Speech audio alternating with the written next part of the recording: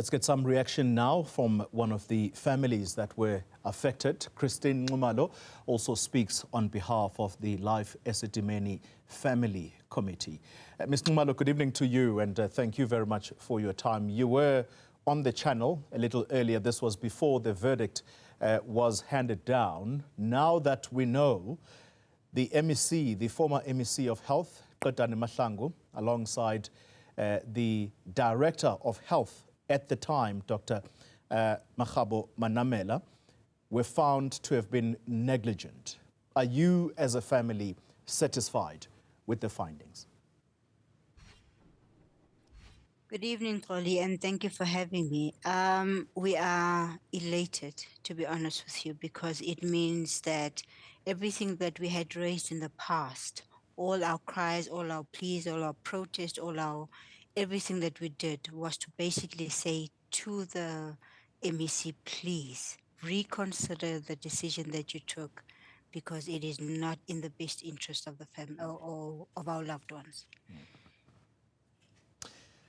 And at a time like this, what would you want to see happen moving forward, particularly on the officials that have been identified by the courts? Look, the judge only mentioned the two. We yet to study the rest of the judgment to understand what else it contains. But like the judge said, they created the environment that led to the deaths. And the only reason why a few family or a few patients were mentioned who died is because they had postmortems. The ones who didn't have, basically the ones who had postmortems spoke for everyone else who did not have a postmortem. So the only reason why the judge could speak on those names were basically because they had postmortems. It made it easier for her to make the link to what possibly could have happened. I want to quote directly, Ms. Nxumalo, from the Health Ombudsman report that was released. This was in February of 2017, and this is what that report said at the time, specific to the placement process. So this is now when they are moved from Life Esidimeni facilities to these unlicensed NGOs. And I want to quote directly from that. It says, patients were received in an ungroomed state, smelly, without proper clothing, or that clothing was either torn, with no shoes, or one shoe, and skinny. When you listen to that description, does that say to you that human decency, human dignity was accorded to your loved ones?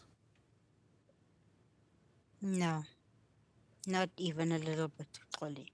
It basically meant that these were just cattle or things or unwanted human beings that had to be dealt with, get rid of, they basically were just trying to get rid of them, to move them out of the Life Esidimeni facilities to save money. That's basically what it says to us. They were not human beings according to them.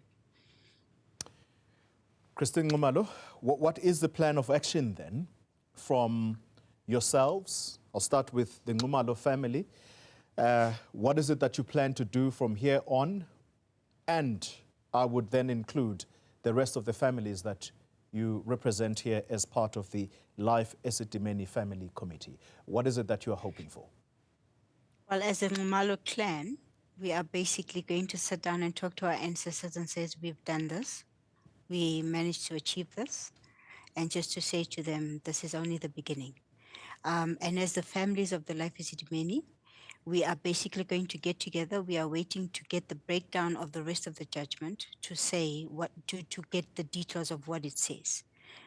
And immediately thereafter, we are talking to NPA to say, when do we start? How do we start? When do we get going? That's basically where we're at right now.